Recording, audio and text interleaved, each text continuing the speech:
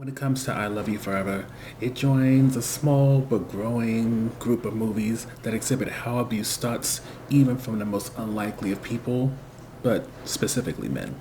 So to summarize the film, Mackenzie is in law school, looking to work in the local government, and while she is acing it in school and has friends and a decent social life, her romantic life is trash. She's been with this guy off and on who pretty much hasn't risen above being an F buddy, and she wants more. Granted, with the way her schedule is, it's kind of hard to find somebody who could be something more, but that's when Finn enters her life, and Finn seems potentially perfect. He's a news journalist.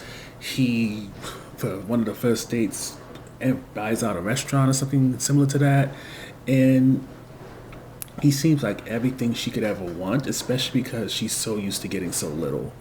But as time goes on, her fairy tale slowly but surely becomes a horror movie. So, getting to the review section, the first highlight for us is definitely that you will get invested early on into what's happening with Finn and Mackenzie.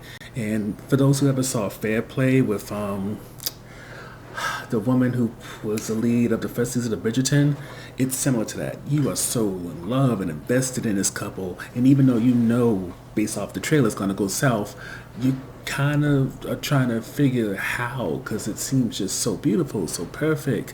The grand gestures, how when it comes to Finn, how he reassures Mackenzie despite some of her insecurities and kind of tries to change the narrative in her head.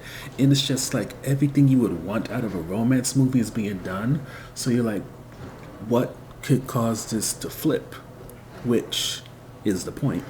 And that leads to the second topic, which is a highlight, and that's just how exhausting Finn becomes. Because, like a lot of these films, cat people, I believe Fair Play still qualifies, you know that there's no physical abuse really. I mean, Fair Play toward the end, I believe there was physical abuse, but when it comes to cat person, and in this movie, there's no physical abuse. No one's hitting each other, but instead it's kind of like psychological, emotional, mental abuse. To have someone like Finn who seems so perfect, and now he's starting to show insecurities, say you don't like him, take advantage of him, yada yada yada. And if you're someone like Mackenzie, who's not used to having good relationships, especially romantic relationships, then it kind of pushes it on you. Like, it's not that he's crazy, it's that I'm not grateful.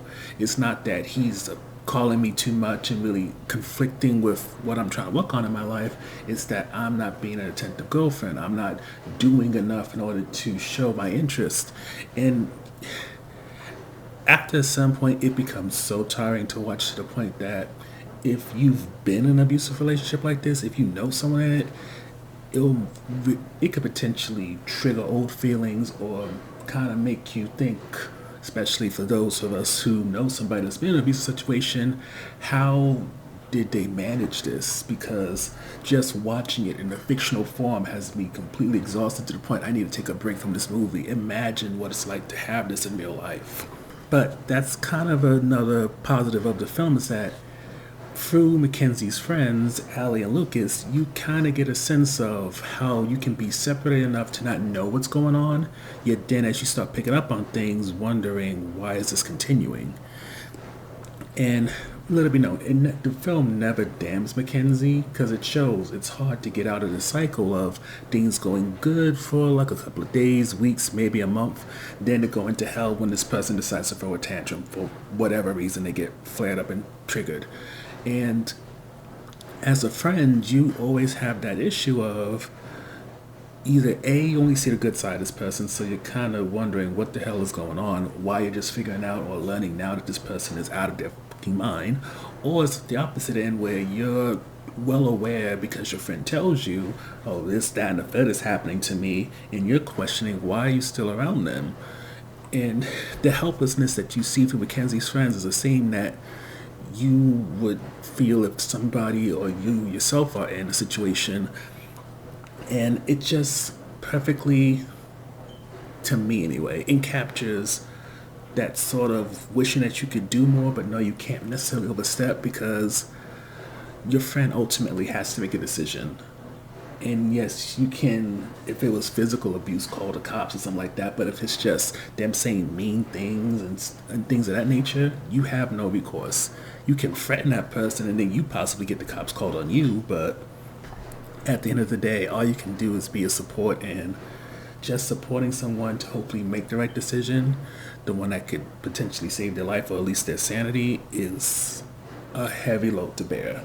With all that said, overall, we definitely think that this is something worth seeing and even recommend, if just for the sake of it presenting a real deal sense of what it means to be in an emotionally or mentally abusive relationship, both in terms of being in it with somebody as well as being a bystander through being a friend. And with that, I would say, even though it's currently, I think it just released on digital on Valentine's Day of all days, it's something worth checking out and renting for. I think I got it off of Amazon for like $4.99 or $6.99, something between those numbers.